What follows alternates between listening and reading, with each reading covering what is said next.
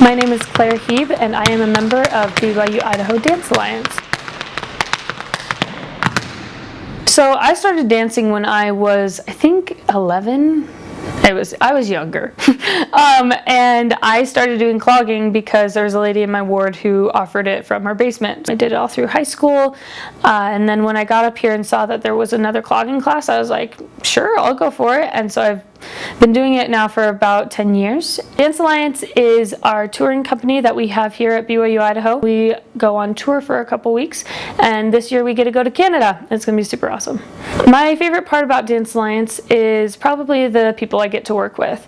I'm around such talented people all the time. Getting to dance with them is really awesome, and we've become just like a family because we are together all the time and we're dancing together, and that just in and of itself creates a really strong bond. We're going to Canada because the church actually contacted us and asked if we would be a representative of not only BYU Idaho, but also the church for Canada's celebration of 150 years as a country. The show is entitled Storytellers, and that's exactly what it is. We're going on stage and telling a bunch of stories through dance. It's a really touching show, and the spirit is really in it. I love doing clogging because that's what I've done for just a really long time. I love doing the big cast pieces because you just get surrounded by so many people. It has a really strong sense of community, but I think all of the numbers are great and they're supposed to be in the show. So rehearsals go from 3:15 to 5:30 every Monday, Wednesday, Friday.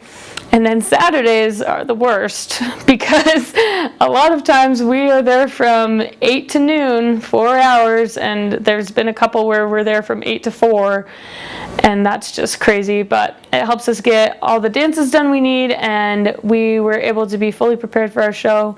One of my favorite parts about rehearsal, honestly, is that when you're not in one of the dances, you usually sit along the front, and you just cheer on the other people, and that's the best feeling, knowing that your teammates are watching you and thinking you're doing a really awesome job.